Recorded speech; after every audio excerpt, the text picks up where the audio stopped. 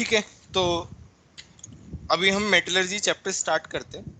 अच्छा, जो surface chemistry का बचा हुआ डिस्कशन है वो हम नेक्स्ट क्लासेस में करेंगे। अच्छा, केमिकल काइनेटिक्स का क्या क्या बचा हुआ है डिस्कशन?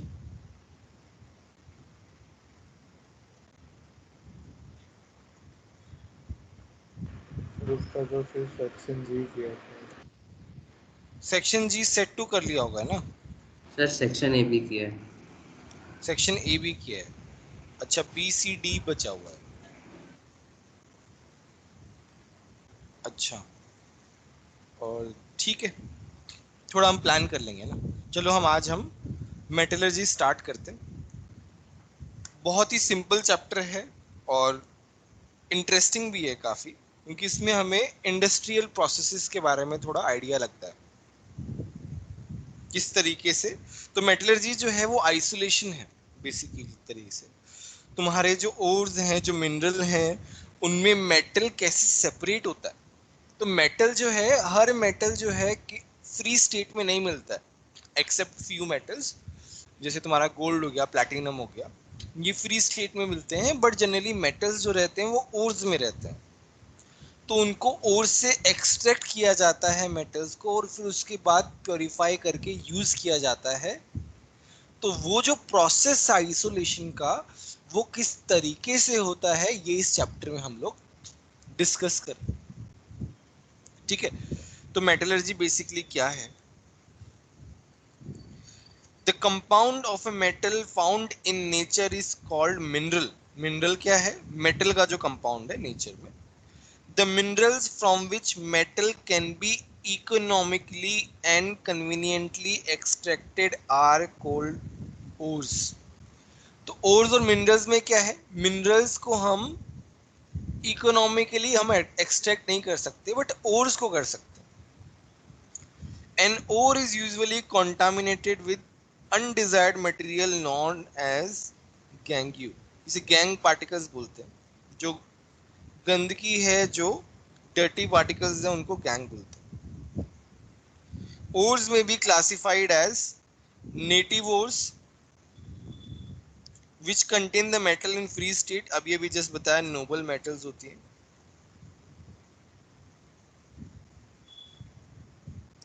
तो इनको क्लासिफाई किया गया है। दूसरा है oxidised ores. These ores consist of oxides और ऑक्सी सॉल्ट्स। जैसे तुम्हारा कार्बोनेट्स हो गया, फॉस्फेट हो गया, सल्फेट हो गया, सिलिकेट्स हो गया, ये सब आते हैं इसमें। सल्फराइज्ड ओर में क्या है? सल्फाइड्स होते हैं, जैसे तुम्हारा आयरन पायराइट है, FeS2 सल्फर आ रहा है, PbS सल्फर आ रहा है, गलीना बोलते हैं इसको, जिंक ब्लेंड ZnS आ रहा है, इसके बारे में तो हमने पढ़ा भी है, सिनेबार HgS, ये सब सल्फाइड ओर्स हैं। नेक्स्ट है हैलाइड ओर्स। तो जैसे तुम्हारा हॉर्न सिल्वर है AgCl, कार्नेलाइट है KCl Mgcl2 6s2o, फ्लोरोस्पारा CaF2। तो ये इस तरीके से इनको कैटेगराइज किया है। बोलो यहां तक किसी को कोई भी कंफ्यूजन है तो बताओ। No sir.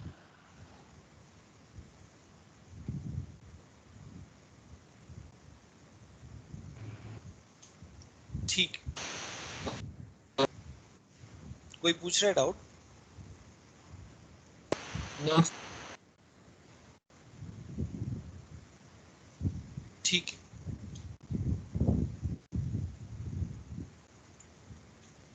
मेटलर्जी क्या है? The scientific and technological process used for the extraction or isolation of metal from its ore is called metallurgy।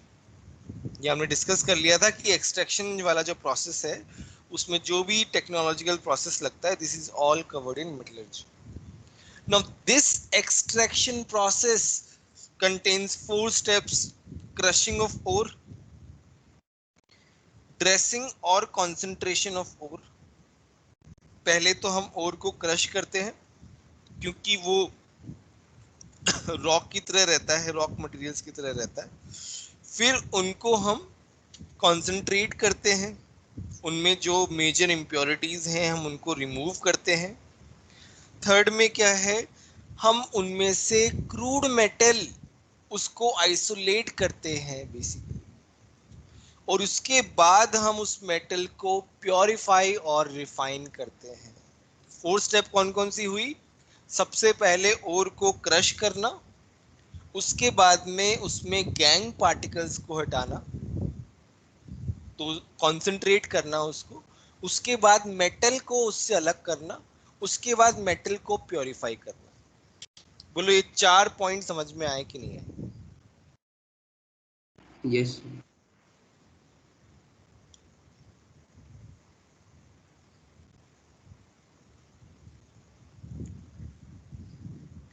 पहला हम देखते हैं crushing and grinding. The ore is first crushed by jaw crushers. तो machines होती हैं जो basically crush करती है, और बड़ी बड़ी इंडस्ट्रीज में बहुत बड़ी बड़ी मशीन्स होती हैं। And ground to a powder by reduction, equipments like ball mills and stamp mills। तो बॉल मिल्स, स्टैम्प मिल्स जो हैं, जैसे हमारे कॉलेज में ये जब पढ़ाया गया था, ये एक्सपेरिमेंट किया गया था, मतलब एक्सपेरिमेंट किया दिखाया गया था, तो वहाँ पे छोटी छोटी बॉल मिल्स थी। बट जब मैं एक केमिकल इंडस्ट्री में इंटर्नशिप करने गया था, तो वहाँ पे भी मेटलर्जी का ही प्रोसेस था। वो एल्यूमिनियम रिफाइन कर रहे थे, तो वहाँ पे एकदम स्टार्ट से वो हो रहा था प्रोसेस। तो बहुत बड़ी बड़ी बॉल मिल्स, मतलब तुम्हारा जो 1.5 फ्लोर कह दो, एक बिल्डिंग टावर का 1.5 फ्लोर, इतनी बड़ी बॉल मिल्स होती थी वहां पे, और बहुत बड़े बड़े पत्थर होते थे, उनको वो रिड्यूस कर रही होती।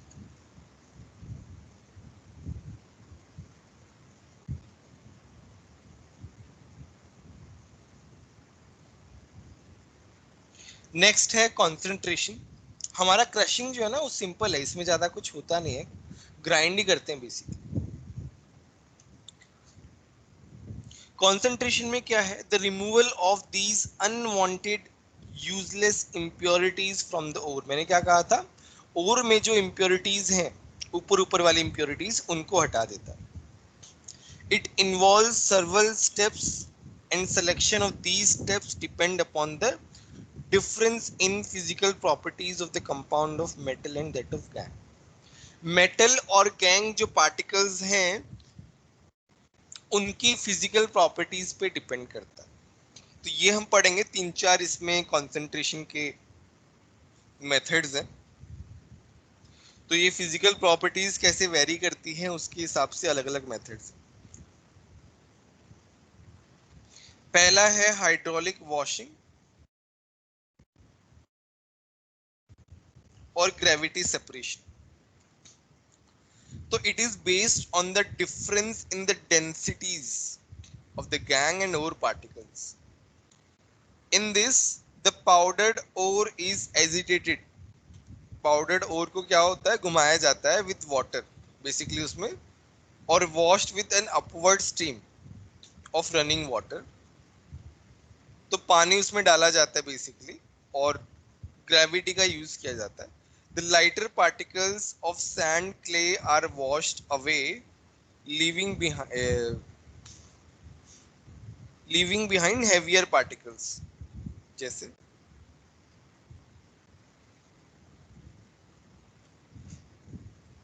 ये तुम्हारा हाइड्रोलिक क्लासिफायर है, यहाँ पे और पार्टिकल्स, उसके साथ तुम्हारा इम्प्योरिटीज भी है। ठीक है, अब यहाँ से जो पानी आ रहा है ना, तो पानी क्या कर रहा है? वो अपने साथ, भाई डेंसिटी किसकी ज्यादा है?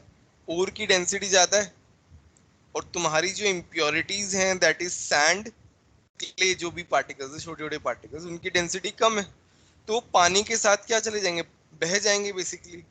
बट जो और पार्टिकल्स हैं वो सेपरेट हो जाएंगे।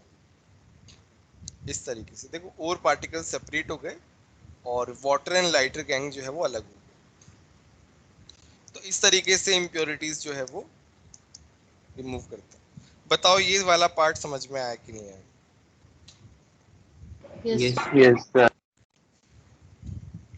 किसी को कोई भी डाउट हो तो बता दो।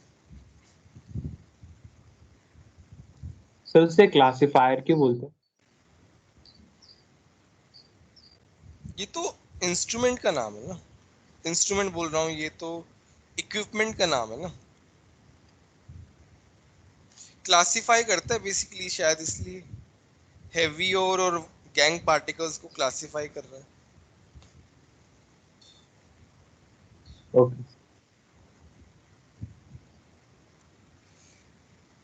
अच्छा देखो सर, हर किसी के एंड प्रोसेस जो है ना, वो प्रोसेस एक बार पढ़ोगे तुम, 2 बार पढ़ोगे, 3 बार पढ़ोगे, याद हो जाएंगे आराम से, क्योंकि इतना कुछ है नहीं और लॉजिकली है सब कुछ। तो बट ये वाली जो चीजें हैं ना, ये याद नहीं रहेंगी, इनको अच्छे से लिख लेना। एंड में एक टेबल बना देनी है इस तरीके से कि ये ऑक्साइड्स और नेटिव वोर्ड्स के लिए यूज किया जाता है। अब देखो जेई मेन में क्वेश्चन कैसा आएगा, जेई एडवांस में तो ऐसे छोटे छोटे क्वेश्चन नहीं आएंगे, मेंस में कैसा क्वेश्चन आएगा, hydraulic washing is used for which of the following ores. तो अभी ऑक्साइड्स और नेटिव वोर्ड्स के लिए है, तो तुम्हें पता होना चाहिए कि हाइड्रोलिक वॉशिंग जो है वो ऑक्साइड्स और नेटिव वोर्ड्स के लिए यूज किया जाता है। ठीक है, yes sir.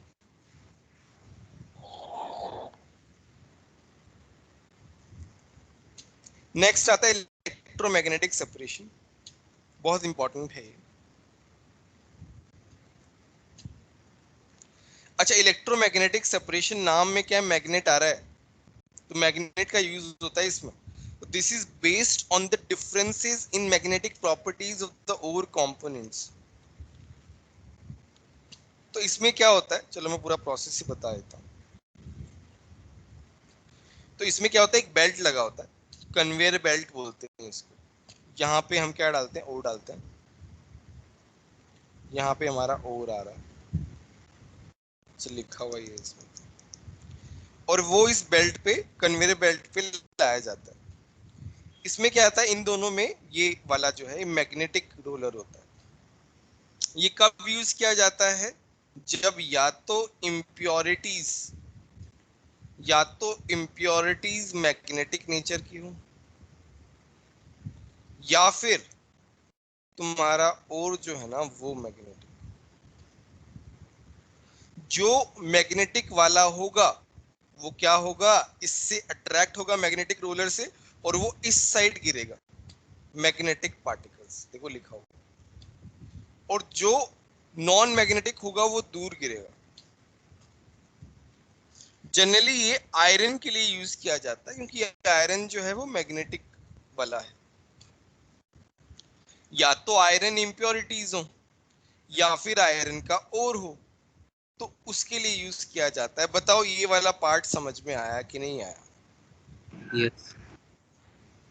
Yes sir.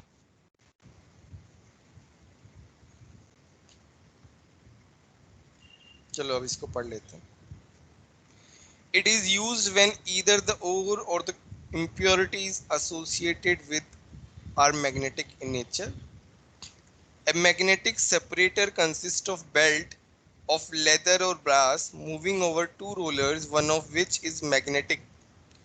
When the powdered ore is dropped on the belt at the other end, magnetic component of the ore is attracted by magnetic rollers and falls near to the rollers, while the non-magnetic impurities fall further away. ना बहुत ही हर एक जो ये मैंने सारे notes जो है ना मेरे हैंड रिटन नोट्स हैं, इसलिए थोड़ी हैंड राइटिंग खराब है। तो इसमें मैंने बहुत सारे के सारे एक एक प्रोसीजर बहुत ही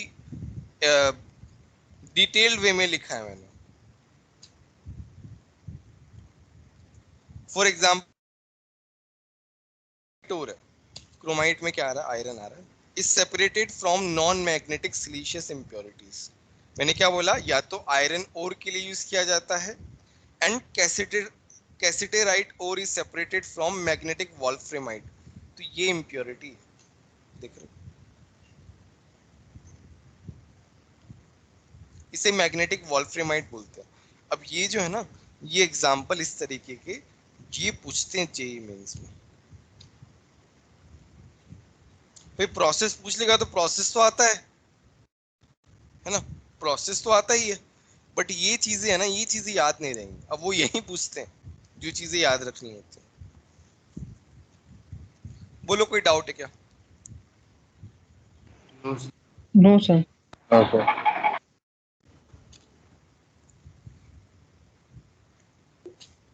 नेक्स्ट आता है फ्रोथ फ्लोटेशन प्रोसेस।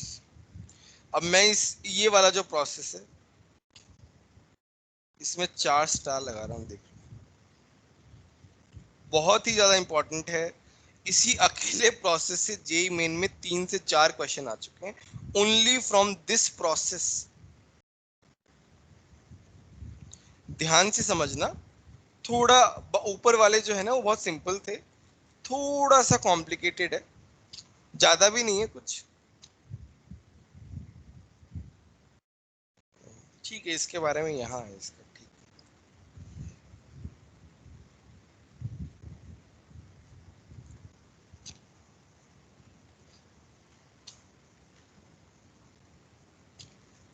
अच्छा, इसमें क्या है? Sulphide ores of zinc copper lead from the gangue particles. ये किसके लिए यूज होता है? सल्फाइड ओर्स के लिए यूज होता है। चलिए,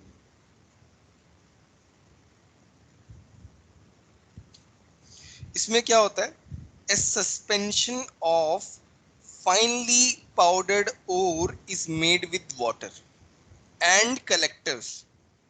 यहाँ पे कलेक्टर्स होते हैं oil, xanthates and fatty acids.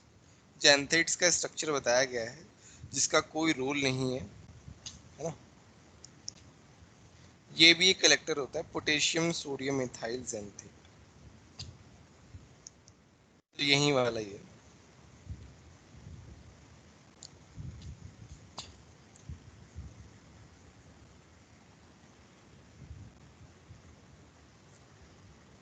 तुम्हें लग रहा होगा सर ये कलेक्टर क्या होता है, ये हम ऑयल क्यों ऐड कर रहे हैं?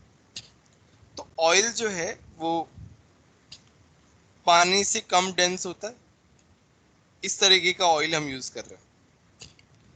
तो वो क्या करता है? Which enhance the non wettability of the mineral particles, which enhance the non wettability of the mineral particles. तो मिनरल पार्टिकल्स को पानी में ज्यादा वेट ना हो उसको एनहांस करता है। धीरे धीरे समझ में आएगा। एंड फ्रॉस्ट स्टेबलाइजर्स कौन कौन से हैं? Cresols, aniline, which stabilise froth.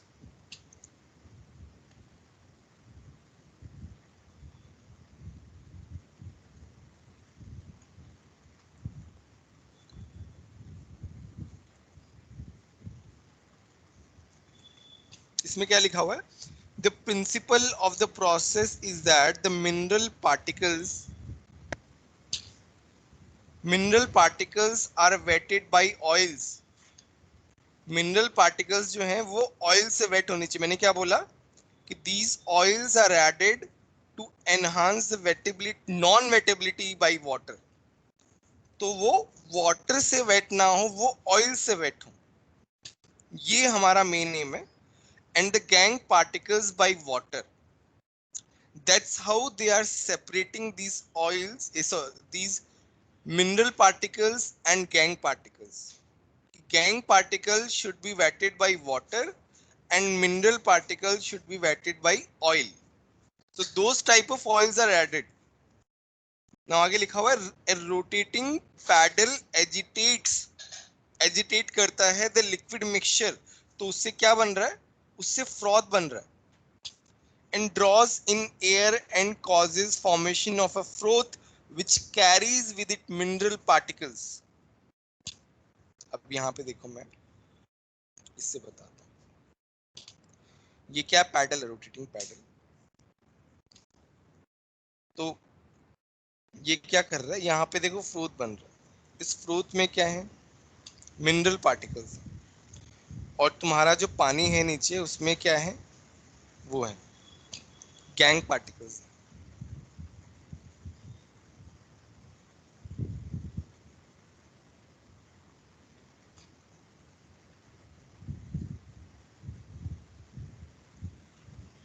Process समझ में आया कि नहीं आया ये बताओ पहले। सर स्टेबलाइजर्स कैसे, मतलब मैकेनिज्म क्या है?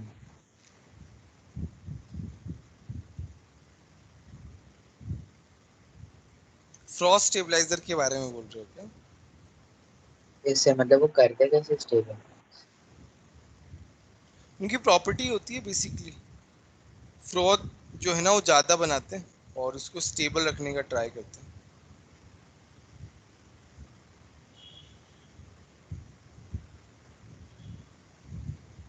उनकी प्रॉपर्टी होती सर है हम उस खाली तरीके। मिनरल्स को ऑयल में वेट करते हैं। क्या क्या?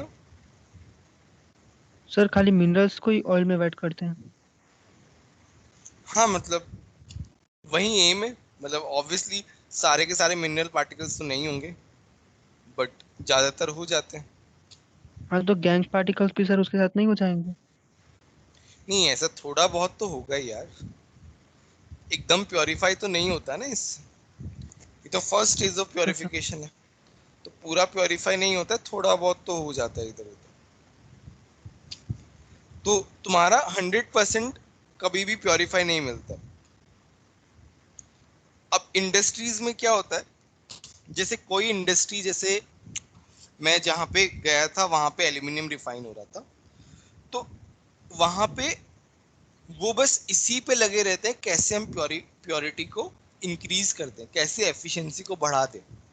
तो इंडस्ट्रीज में इसी में एक्सपेरिमेंट चलता रहता है कि कैसे हम प्योरिटी और या फिर एफिशिएंसी को हम बढ़ा दें, क्योंकि 100% अचीव हो ही नहीं पाता है, 90 के आसपास अचीव हो पाता है, 80-90 के आसपास, और उसको बढ़ाने का ही ट्राई करते हैं। वो वाला प्रोजेक्ट जो है ना वो हर साल चलता है, एवरी ईयर जो है सेम प्रोजेक्ट चलता है, कैसे हम एफिशिएंसी और प्योरिटी को बढ़ा सकते हैं। एनीवे तो यहाँ पे देखो क्या लिखा हुआ है, the light floats to the surface and is skimmed off. It is allowed to collapse and dry for the recovery of ore particles. उसको अलग कर दिया फ्रॉथ को, उसमें मिनरल पार्टिकल्स आ गए। अब देखो, sometimes depressants are used to prevent certain type of particles from forming the froth with the bubble. For example, NaCN can be used as a depressant in the separation of ZnS ore and PbS ore. अब देखो यहाँ पे क्या लिखा हुआ है, NaCN act as depressant for ZnS and does not prevent PbS from the formation of froth. Hence the two ores can be separated from one another. अब ध्यान से देखो, तुम्हें समझ में नहीं आया होगा, तो क्या है हमारे पास, कभी कभी है ना दो ओर्स एक साथ मिलते हैं, मतलब हमारे पास लेट्स से एक रॉक मटेरियल है, उसमें ZnS भी है PbS भी है, बट हम क्या एक्सट्रैक्ट करना चाहते हैं, we want to extract Pb।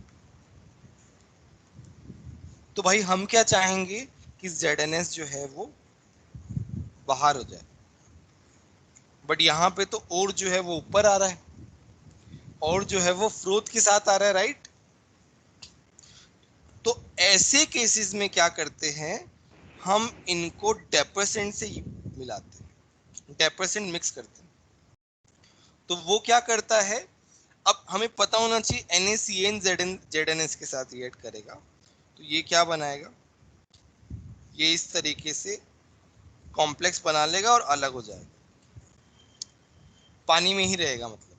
तो यहाँ मैं फिर से पढ़ रहा हूँ, sometimes depressants are used to prevent certain type of particles from forming the froth with the bubble. For example, NaCN can be used as a depressant in the separation of ZnS ore and PbS ore. NaCN act as depressant for ZnS and does not prevent PbS from the formation of the froth. and the two ores can be separated from one another. और ये reaction दी हुई है, ये है ना, ये वाला part बहुत इंपॉर्टेंट है, जेई मेन में पूछ सकते हैं, ध्यान रखना इस बात। बोलो अभी, बोलो कोई भी डाउट है तो। सर आप एक बार मेन प्रोसेस डायग्राम के थ्रू बताएंगे? चलो तुम्हारा क्या है, चलो तुमने क्या किया,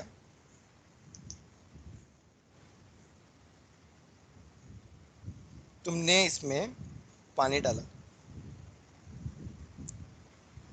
और पार्टिकल्स डाला। अब तुमने क्या डाला इसमें, कलेक्टर्स ऐड किए। कलेक्टर्स क्या होते हैं, पाइनोल्स होते हैं, ज़ैंथेट्स होते हैं।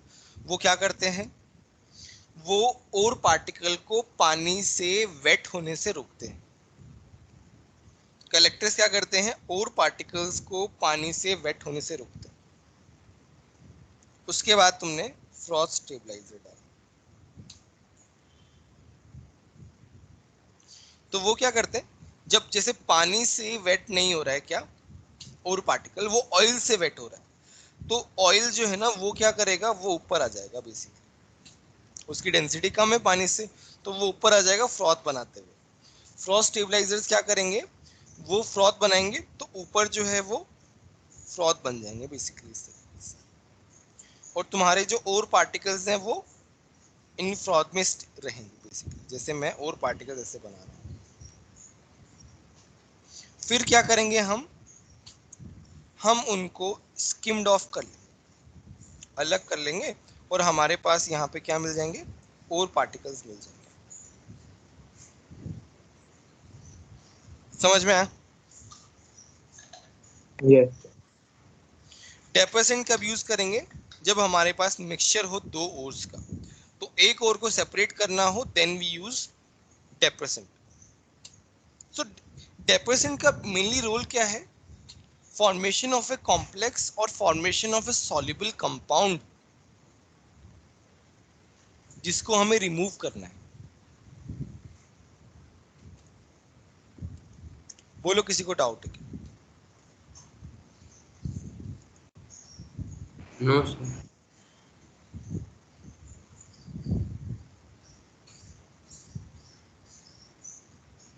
सबको अच्छे से समझ में आया?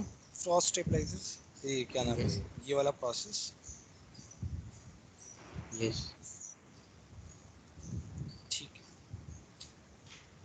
सो हाँ हाँ बोलो। सर मतलब बेसिकली हम लोग कलेक्टर्स यानी मतलब ऑयल्स को डालते हैं ताकि हमारा जो ओर रहता है उसकी वजह से लाइट वेट होकर फ्लोट होने लग जाए, एंड हम लोग स्टेबलाइजर्स को डालते हैं ताकि हमारा फ्रॉथ वहीं स्टेबलाइज रहे विद द ओर, एंड फिर उसको सेपरेट कर एग्जैक्टली, लेते हैं उस तरीके से। यस यस, एंड जहाँ पर हमें दो ओर्स मिलते हैं जो दोनों फ्लोट करेंगे, उधर पर हम लोग एक ओर को पाने के लिए डिप्रेसेंट डाल देते हैं ताकि उसमें से एक और नीचे रह जाए एंड दूसरा और एज अ फ्रॉथ बाहर आ जाए। हाँ, तो दूसरा जो और है वो हम निकालना चाहते हैं, जिसको हमें एक्सट्रैक्ट करना है उसको हमें ऊपर लाना है बेसिकली। एंड दूसरे पे डिप्रेसेंट यूज कर लेते हैं ऊपर।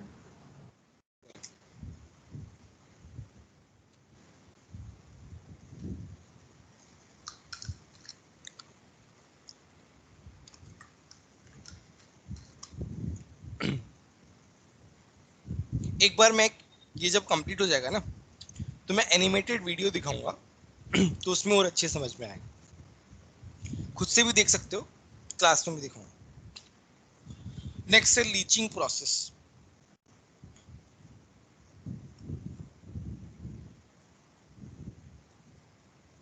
इसको भी 4 स्टार लगा रहा हूँ। फ्रॉथ वाला जो पार्ट है वो भी बहुत इंपॉर्टेंट है, और ये वाला भी इंपॉर्टेंट है। लीचिंग का डायग्राम,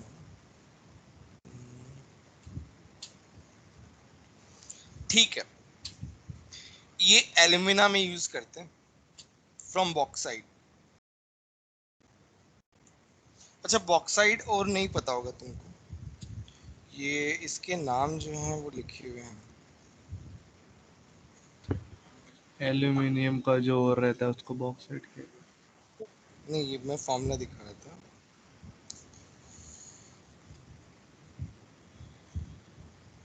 ये इस तरीके से।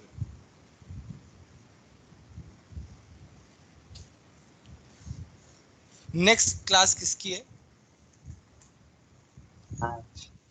मैथ्स। मैथ्स की है क्या?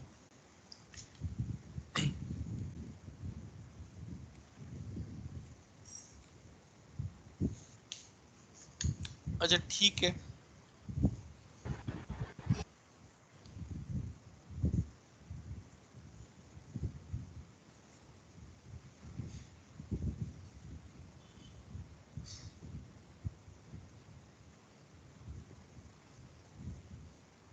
चलो ये लीचिंग तो कर ही लेते हैं, 5 मिनट थोड़ा एक्स्ट्रा हो जाएगा बट ठीक है।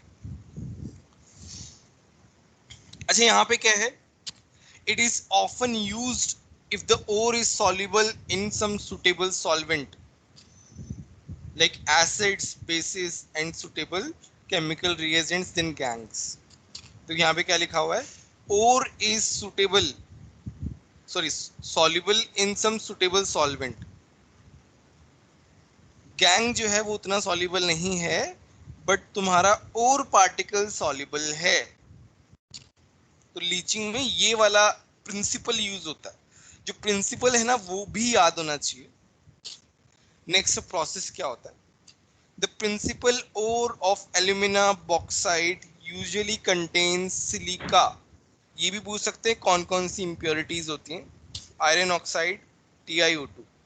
As impurities, concentration is carried out by digesting the powdered ore with the concentrated solution of NaOH। है ना?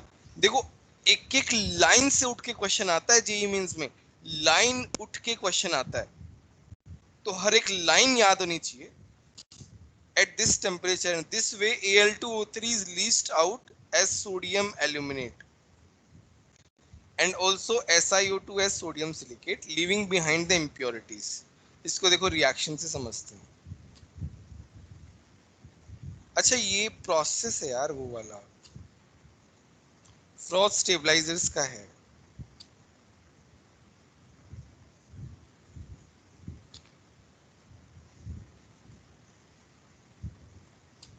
ये तुम्हारे जो है और पार्टिकल्स हैं, ब्लू वाले जो हैं, जो स्काई ब्लू वाले हैं ना वो और पार्टिकल्स हैं, ब्लैक वाले जो हैं वो इम्प्योरिटीज हैं।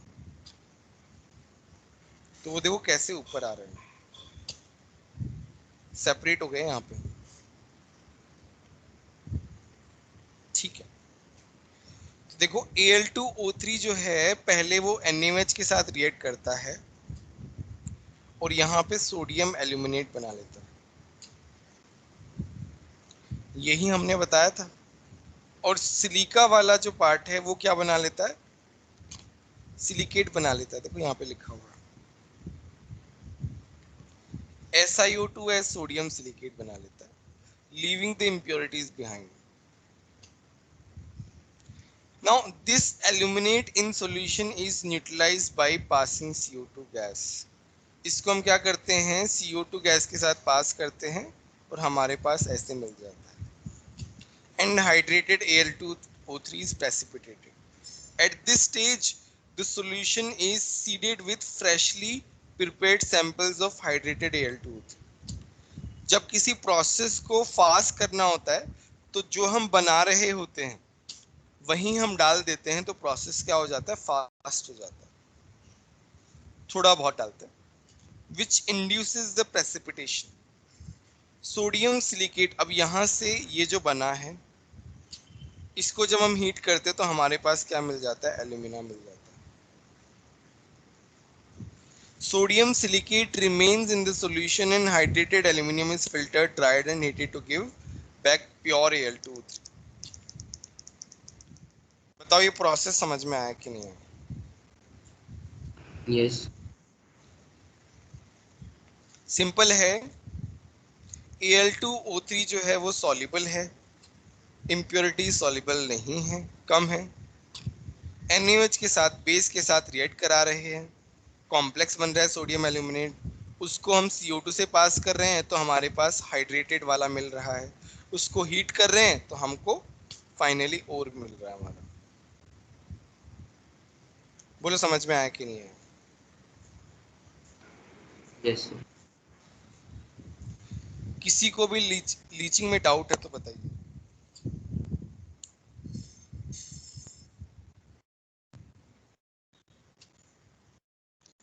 अच्छा, अभी क्या है, लीचिंग का एक दूसरा पार्ट ये भी है। In the metallurgy of silver and that of gold, the respective metal is leached with dilute solution of NaCN or KCN in the presence of air, from which the metal is obtained later by replacement. तो यहाँ पे क्या बोल रहा है, in the metallurgy of silver and that of gold, the respective metal or ore is leached with the dilute solution of NaCN. NaCN के साथ react कराते हैं in the presence of air. अब देखो लास्ट ईयर जेईई में question क्या आया था, in the metallurgy of silver, ये कि हम किसके साथ रिएक्ट कराते हैं, ये वाला आया था, फिल इन द ब्लैंक आया था, और O2 के साथ रिएक्ट कराते हैं। O2 क्या कर रहा है, वो ऑक्सीडेशन कर रहा है बेसिकली।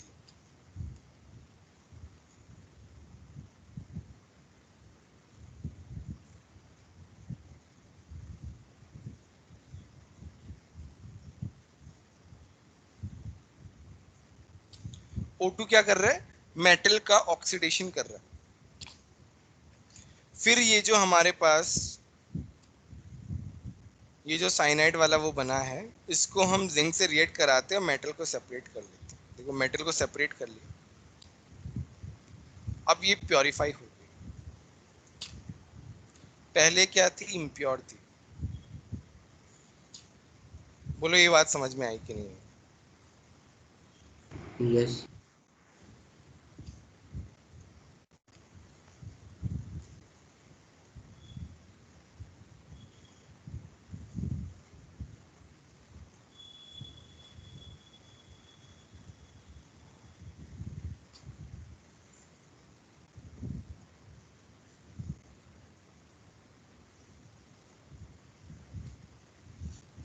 बोलो कोई डाउट है क्या?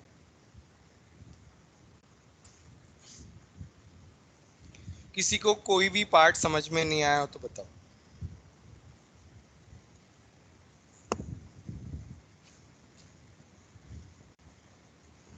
सो हाँ बोलो। सो लीचिंग के अंदर एल्यूमिनेट पार्ट जो रहता है वो ऊपर आ जाता है एंड बाकी इम्प्योरिटीज या तो डिसॉल्व हो जाती है या सेटल हो जाती है।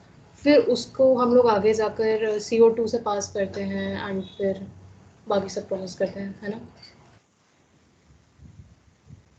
नहीं देखो यहाँ पे क्या लिखा है,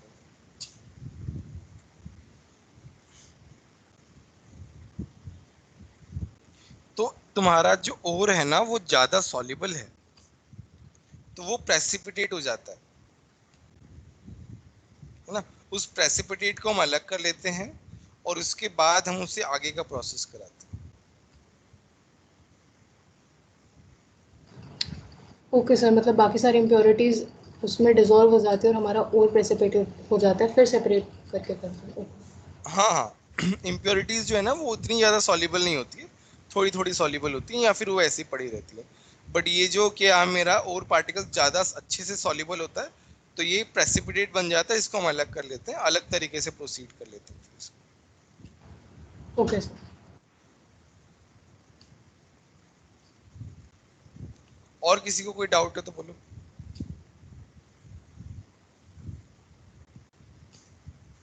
नेक्स्ट क्लास के लिए डिस्कशन है। अभी और कोई टेस्ट आ रहा है क्या, पहले ये बताओ यार। अब AI आएगा सर। सर अब कब AITS है आया, ये टेस्ट? प्रैक्टिस टेस्ट अगले 7th को। कब है? सर 7 को है सर। 7 जुलाई। नहीं सर, चेंज Yes, होके 11th को कर दिए। 11 को प्रैक्टिस, ये प्रैक्टिस वाला है या ये रियल वाला? प्रैक्टिस वाला, रियल वाला 11th को है। रियल वाला बताओ यार, प्रैक्टिस वाला। तो 13 को है शायद। नहीं अच्छा 2 18 दिन बाद ही। सर 18 जुलाई को 18 है। को है सर। सर चेंज कर सर दिया। 17। हाँ तो बहुत दूर है अभी तो होमवर्क में क्या कर सकते हो तुम, section B of chemical kinetics and surface chemistry, है ना, ये कल, ये हम कल डिस्कस करेंगे। अच्छा मुझे एक और बात बताओ,